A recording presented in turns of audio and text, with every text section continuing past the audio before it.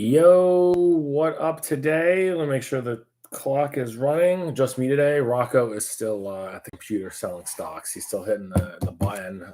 He wants to make sure everything's okay. Just seeing red, as are all of us today. Not honestly that surprising. A lot of this was driven by Tesla and Google. We'll take a look. A lot of people freaking out. It's the first time, I believe, in like 2 years that the S&P sank more than 1%. So typical thing with trading is this the beginning of something else, or is this the flush towards the end? And now we're getting ready for more buying. You know what my stance has been. We're going to be in a bearish distribution regime through August 1st or so. I had said before that we were going to sell off to about the 21-day exponential moving average, or 552. And if you get an ugly sell-off, it's going to get to 540. Where do we close today? 541. So let us see. I'll show you with some charts here what actually happened today. Let me do a screen share. I think you know if you remotely paid attention to the markets that this was heavy at Google and Tesla. But let me show you really what happened. All right. So let me zoom in on this since a lot of good stuff in here. All right. So large cap growth plunges. You can use that synonymously for basically the Qs, but it really was growth across the board. They get these sell-offs. I think you would be wise if you took advantage, but we'll get to that in a second. So large cap growth plunges 3.5%. The Qs themselves down 3.6. Like I said, he uses synonymously. And this was on the back of Tesla's earnings, down 12.5% for that name. And then Google down 5%. So the earnings of big tech drove this in. Of course, the setup was, pretty high for both those names. Tesla's been a runaway train, and Google also just coming off its all-time highs. And volatility leapt about almost 14%. Pretty crazy. We were just highlighting it a couple days ago because it was down multiple segments, down 5.5%. So it added a bit more than that. We'll look at all these charts and see what makes sense. And all of a sudden, the best three absolute trades of the past 5 sessions are now long volatility, short ARK, obviously due to their holding of Tesla, and short still the copper miners. Also, just sort of interesting thing, that copper is down 8 days in a row. Last time that happened was January 2020, before the global economy fell off the cliff. Is this the same thing? We'll take a look. All right, so let's get on the charts here. We'll start with, that's me. No Rocco today. It's very, very tough. He's too good for it. So here's your day chart. Not an uptick all day, except a small one here at 1 o'clock. They tried buying it, but not, it wasn't much. I'm rounding. The stock went from 544 to 545, and then just went straight down to close at the lows at 3:30. 3:30 hour we hit new lows. Typically tells me you're not going to see a big update tomorrow, that there could be more selling to the downside. Look at this bar here, pretty heavy volume. Lets me know there's probably still sell orders that weren't done here institutionally speaking. And you see a lot of the names here. Tesla down 12, Nvidia down 6. They didn't report earnings. Apple down 3, Meta down 5.5, right? Just in simpatico with Google. AMD down 6, so on and so forth. So you got growth on sale today. Let me zoom out here. So all along I said, back here, this crazy kooky chart, 76 RSI, pretty rich, usually for markets, especially as we started that. So that, top July 16th, just 8 days ago, right? I believe I said the top was going to be around July 17th. It was late a week. I did a couple more, especially when the market was crapping out today. I have strong premonition to think that the NASDAQ bottoms within 3 days. I'm not even going to pull up the Q chart for this. Just roll with me for a second. You're here at the lower band. We said here all along, as I said, when we were trading, that was way too rich. But we hit 565 in SPY then on the 16th. Then I said we're going to trade down to 550. That's what should have happened. And you get an ugly move.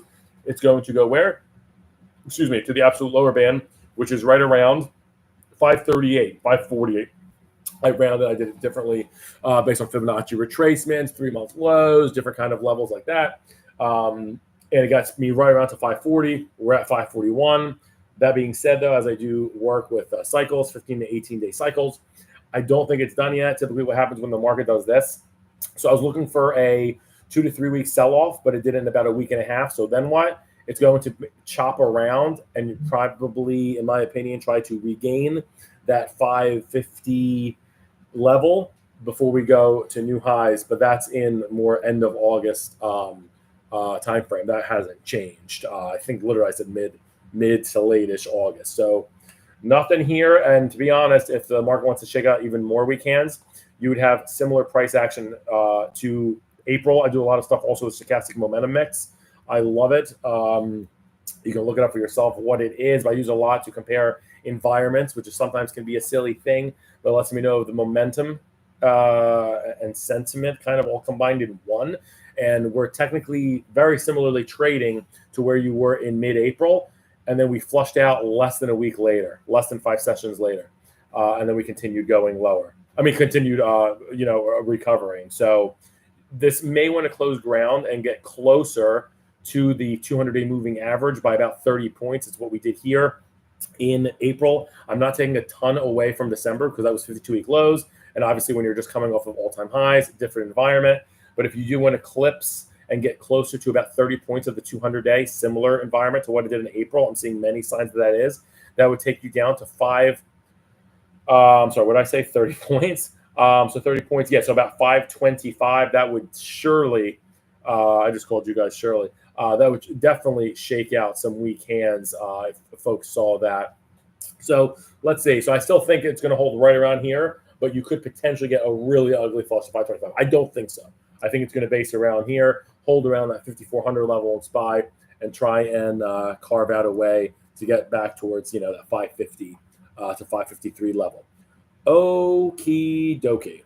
So that was the broader markets. Let me now take a look at the indices that we highlighted. And why are we? Because they had huge moves today. Volatility, a huge move. They split VXX. So two things. They had to split it because it's such a piece of crap because it couldn't go under $10 anymore. So they had to do a split. That's typically when you have to split a piece of crap, a 4-for-1. It's because volatility was so low through this ETF because the market was all-time highs. All that being said, it's not like this is going to triple from here, up 13.5%. Congratulations, huge move. Your charts, by the way, will update like tomorrow. You might see on a couple providers VXX up 40% or like 500% because the split, they didn't update it because it was effective today, but you'll see that later. All that being said, so my chart provider actually hasn't updated the one, but this one has the one I'm showing you. Upper band here is 47 handle. I'm rounding. It is above that today. This should be, as I said, this is tied in with that, the distribution part of the market through the 1st of August, about another week to go. I think this is a little bit extended here. I think I want to spend some time around 47 before going lower to around 43. Again, it's split. So, when this thing trades at $39, that's similar to what we were talking about before, a 10 handle, 4-for-1, right? Okay. So that's it for VXX. As I said, again, a little bit potentially more to go, but I don't think so. Just because the selling, let me back up. There's potentially going to be more selling tomorrow just because of how the candle looked today in the S&P. So you can see this potentially go higher, but I think a lot of this was now not baked in, but a lot of this is here being represented. You can maybe see it pop a little bit more to 50. The ultimate 200-day is 60, adjusted. I don't think it's going to make a run for that. But I do think this wants to go towards 43.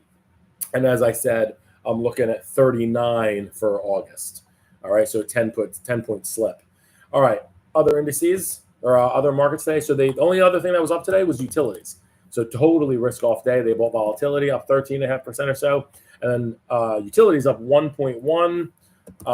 So totally risk-off. Let's take a look at this chart and see if this gets extended. So, this thing topped here May 16th. So, 2 months and change ago, somewhat range bound, but utilities don't move a whole lot. And obviously there's a rate story and we're all expecting the Fed to cut, 25 or possibly even 50 basis points in September. This looks a little bit rich. This was totally, like I said, risk off and they have to, put cash into something. I think this is heading lower, maybe not, in 12 hours or something. Immediately, but I think this wants to make a move towards 68. I think this is a bit overdone.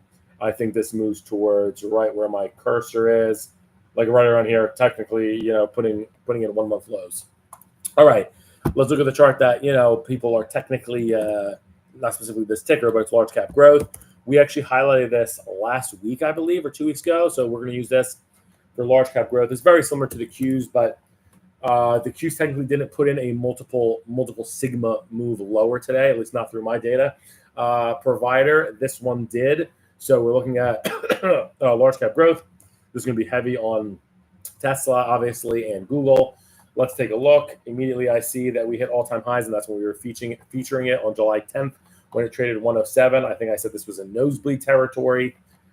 Let me see here. Actually, I don't have to guess. I can pull up my notes. So July 10th, we hit a high, and I said, I think that's it. This 104 level looked a little bit crazy. 104 is where it should have been trading, just in terms of normal distribution. It traded as high as 106. I'm rounding, and I said next move is this has to get to 101, 102. And if you get an ugly sell-off, it goes to 99, 98, 99, 98 technically. And where did we get? 98. So this is emblematic of what you're probably going to see in the larger markets. It didn't go to the 200-day, but what did it do? Got to the lower band and got to the lower target. So I don't think that's crazy. You saw similar in the Qs. I'm not going to pull it up because it looks just like this. All that being said, I like the resistance very much so. I know it looks a little shaky here, but you definitely, in my opinion, want to buy this at 99. It's 98 today, so you're getting a little bit of a discount. I like the support here at 98, 99, and I think this is going to, you see how NVIDIA moves sometimes. It's down 6%. The next day it's up 4, and the next day after it's up 5 on nothing. So this can quickly recoup its losses. I think you want to buy here at 99. You might have a couple of days, weeks of drawdown, but I think this is going to mean revert to 102 before trying to put in new highs at 106. So I'm never short of Superstar, and large cap growth is just that. ARK totally got dragged down today thanks to Tesla. Kathy Wood is a big investor in Tesla, keeps buying it. So when Tesla's down 12, you got to pay the piper, and it was down 6. Let's see what's going on with this. So ARK had a nice move all the way to $50. I'm going to round July 17th. And I think we said this was going to, because I was short ARKG, I think we said this was going to mean revert and give back pretty quickly. I said this has a date with 46. I was just certain of that when it was trading here at 49. And well, today it took the elevator down from basically 48 to 45, right? So now what? This looks kind of weak. I think it's got good support at 43. I think it may dip a little bit lower just because I said the time duration aspect of the market in terms of it being distribution mode. So I see this not being a super, great looking chart here, although it does have shockingly a rising 200-day. So some momentum's coming back after they had this breakout, but this breakout has above 47, but now we're underneath it. I think it may oscillate here around this 44 handle, maybe ultimately visit 43, and then mean revert to 46. All right, and then only one other move, XLY. So we're talking about large cap growth, down multiple sigmas, ARK, and consumer discretionary. This was a Tesla and Google day. I'm not really fearful. I'm actually kind of a little bit surprised that the VIX shot up as much as it did, but I think part of that was because of how depressed it's been. So XLY, this is basically the Amazon Tesla fund. So, of course, it was down 4% or so. Great looking chart from here, hitting 195 on the 16th. That was way too rich. This should have went to easily 187. If you got that ugly sell-off down to 179, you're at 182. I'm rounding. So all good in my opinion. The flows don't look obviously amazing, but I think big picture, I think 181 holds, and you're going to get a move towards 188 over the next 2 to 3 weeks. All right, top 5 gainers. Whoops, screen just went crazy. All right, top 5 gainers of the past 5 days, no repeats. So volatility, the number 1 gainer, up 12.5% in the past 5 days. Of course, almost all of it, or all of that was, and then some today. I'm not going to pull up the chart because we already looked at it. That was the top gainer of the past week. Second best, Nat Gas. So volatility, a loser, best performer. So that's a bit of a positioning and a move the other way, similar with Nat Gas. A piece of crap. What happened now? Second best long in the market. So you can see where the rotating is happening right before our eyes. This is such a horrible asset. I have to zoom in six months view because it's such a piece of crap. I'm surprised. Not really surprised. It's weak, and the market had a massive beta sell-off. And this thing's an underperformer, one of the best shorts of the entire past year. I think this could probably be done. It had it's so sad because it's such a piece of crap, but I keep on saying that. But like, so the low was 1358. It had a nice rally to 1520. That was kind of the move. It might have another move towards 1580 if folks want to dump stocks and buy, a commodity like this. It may try and make one more move towards 15, where I'm seeing this confluence of moving averages here, maybe towards 1580, but I'm not so sure. So I wouldn't get long here. And then ultimately, I see this revisiting about 14. Yeah, I don't think it's going to take out a new low immediately. So pretty much a nothing burger. When this is the second best long of the week and volatility is your best, it's just, there's nothing to it there. They're just finding garbage to buy. I bet rotation, as it were, junk rally. IBIT, so I do have a standing order still to buy this lower. Let me just pull up the IBIT chart itself. So IBIT, reason why we're talking about it is it's the third best long over the past 5 days, but it's literally to the tune of 2%. Excuse me, over the past 5 days. I don't want to buy it here. This candle looks like that was the near-term cycle top, and I actually would rather purchase this. I would do 36 even, but I would like to get in a little bit lower, like 33. Right around here would be great, but we'll see what happens. Obviously, Trump is talking about the Bitcoin convention, maybe get a catalyst the other way. Ethereum had the ETF and approved, and Ethereum hasn't really moved either. So be careful of those kinds of catalysts. Utilities is the fourth best security of the week, up 1.5% for the entire 5 days, and most of that today. So I'm not going to pull that chart up. And ITB can't stop, won't stop. ITB is up 1% in the past week, but I mean, look at where it's been. Curious to see this thing. When we looked at it, where's the high? You could tell by that candle that was an ugly kind of a close. So this topped July 18th, just 6 days ago, at a whopping 119. I'm rounding. So let me see this on the 18th. So here, I mean, let me look at this. July 18th. Yeah, so then I said this was way rich. This has to go to 105. And it's starting to move there. I still stick with that stance. I think this is going to 105. This is actually like not a horrible short idea if you're begging for stuff. There's strength there, but I just see a mean reversion happening. This should get to 105. And that's an $8 move. That's pretty nice. So might actually write that one down, potentially put on a trade. I was waiting for this one. All right, top 5 losers of the past 5 days, no repeats. ARK, the number 1 loser. I'm not going to pull up the chart again because we just did, but it's down 7% in the past week. Obviously, today was 6.5%, so that's where that came from. Another second biggest mover lower is COPX, or the copper miners.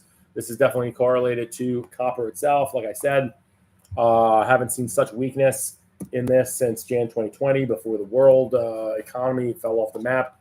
I don't think that's quite what is being told by the market here. So this top May 20th, a buddy was just asking me what's the best short in the market here, and I said COPX around a week ago, and it's continuing. So I would wait for this to come back. All that being said, I do think this has good support around the 43 level. A little bit not really surprised that it sank lower today, because when you see what the markets did, they're going to sell a hard asset, copper like this, something that's dealt in terms of world growth and such. So, when they sell off growth, large cap growth stocks, they're going to sell off a growth instrument like being used like a copper. Okay. So all that being said, give this some time. I do think it has good support right around this 43 level, although it bucked it today. I do think you're going to see, not in a day or two, and I don't think it's going to do all in one swoop. I do think this is going to bounce to 45 over the next 3 weeks. All right.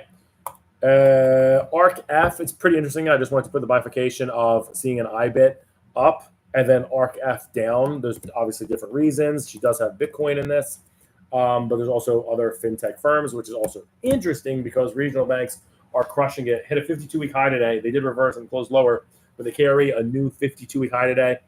And if you go and do the work and are not lazy, you'll see a ton of different regional banks that made 52-week highs today. It's pretty extraordinary in this tape with the NASDAQ down 3.5. So just a rotation. NASDAQ can go further lower. I bought some XLG last week. I'm going to wait a little bit. I'm getting the order, as I said, ready for Bitcoin if we get a pullback. So this is ARK F, not RK. This is much better than the ARK ETF. This one put a top in March, but look at the slope of the rising 200-day, and it's essentially been range bound.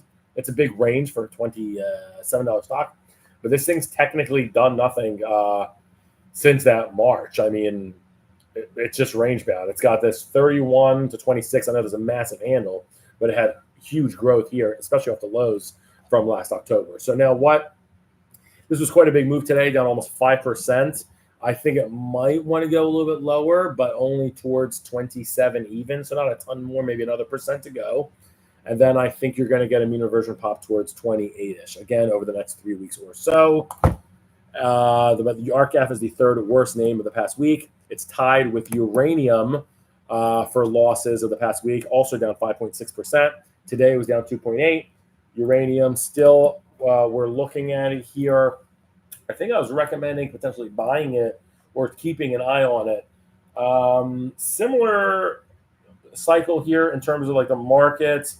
I don't want to be a buyer of this till about next week. So I'm staying on the sidelines and maybe putting on some tactical shorts in the next week. Maybe things get super oversold, you can participate. But I think the market's going to be in this distribution mode, maybe small up, and then maybe some give backs to shake out hands, potentially all the way down to that 525 level. I don't think it's going to happen. I think 540 holds for SPY. Uranium, that's ugly. The 200-day moving average is something it has not, bucked like in this past year, right? And now what's happening? It's been doing it for 6 days. The 200-day moving average, a very important number for this ETF, is 2906. We'll just call it, 2910. It could spend, from what I find, it can spend as much as a month below here, but after that, it's not a fake out anymore. It gets shifted to loser status. So, I mean, the first day of this was July 18th. I would almost give this till August 18th to see if it can get above 29 and hold it. I think it will. I like the support this has, right around that 27.5 level. Honestly, like literally right here. And then I don't even want to say definitely 2670. That takes you all the way back. That support line takes you all the way back to before Thanksgiving. So I love that, but I actually do think on a calculated fashion, I'm seeing 2760. I know that sounds just a little bit too cute because that's where it is, but the lower band is 2765 to be exact. And today was quite a plunge for it. So I think it recoups that in the next 3 weeks. And then lastly, a very important indicator, chart rather, probably the one that drives the market, SOX, the semiconductors chart, okay? The SOX are down 5% over the past week, or an average of 1 a day. However, it was all today, down 4.5%. What do we say here? So let me see something here. So yeah, on the 16th, was that the highs? The 11th was the highs. And at that point, I said this should go, it was nosebleed territory. Just above the upper band. I don't like to see several closes, especially if you don't get overbought RSI. So I didn't see that. Almost like a bullish or a bearish divergence, rather. You had a new high in price, didn't get an RSI, and then quickly it sheds. It went from 267 to 231. Pretty wild. The call I had said back then, I believe, or I'm looking at my notes here. So the 21 EMA is my line in the sand. It should have went from this 267 to 253. And if you got an ugly sell-off right around 239, it has surpassed that. We are now trading at 232. Give this some time. I do like the support around 232. I know it's below that today, or it's just a hair, 1% below that today. It really got crapped. I think over the next 3 weeks, you're going to see a meaner version of this back to 250. All right. So best 3 absolute trades of the past 5 days. If you're long volatility, short ARK, and then short copper miners, congratulations. You're absolutely killing the market. Today is Wednesday. We will have another video Friday where I will include the best performers and worst of the past year, plus recapping the week, so on and so forth, and what have you. And maybe we'll even have Rocco back. All right. Peace.